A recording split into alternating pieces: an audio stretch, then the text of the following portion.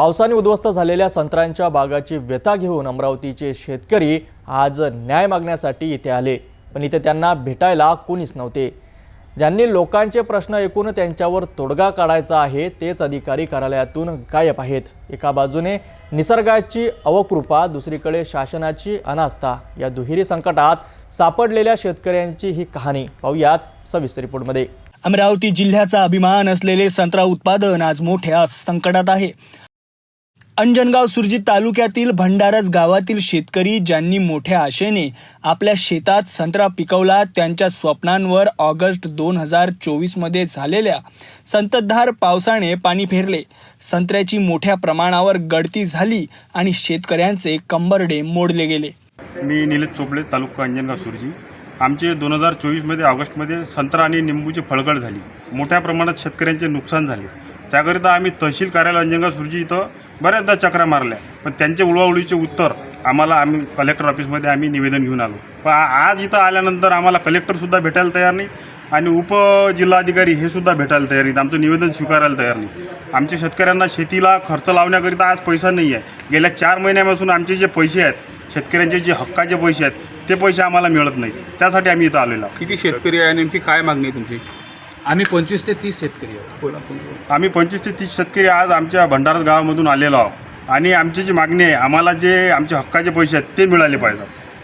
शासनाने मदत जाहीर केली खरी, पण ती मदत केवळ 20% शेतकऱ्यांच्या खात्यात पोहोचली, तर उर्वरित 80% शेतकरी आजही मदतीच्या प्रतीक्षेत आहेत। एकीकडे निसर्गाचा कोप आणि दुसरीकडे विविध रोगांमुळे होणारी फळगळ, यामुळे शेतकरी आधीच हैराण आहेत। आजच्या बदलत्या वातावरणामुळे पुन्हा एकदा संत्र्यांची गळती सुरू झाली आहे। या सर्व परिस्थितीत न्याय मागण्यासाठी आणि थकीत नुकसान भरपाई मिळवण्यासाठी शेतकरी मोठ्या आशेने अमरावतीच्या जिल्हाधिकारी कार्यालयात पोहोचले, पण त्यांची निराशा झाली। निवेदन स्वीकारण्यासाठी जिल्हाधिकारी किंवा निवासी जिल्हाधिकारी कार्यालयात उपस्थित नव्हते।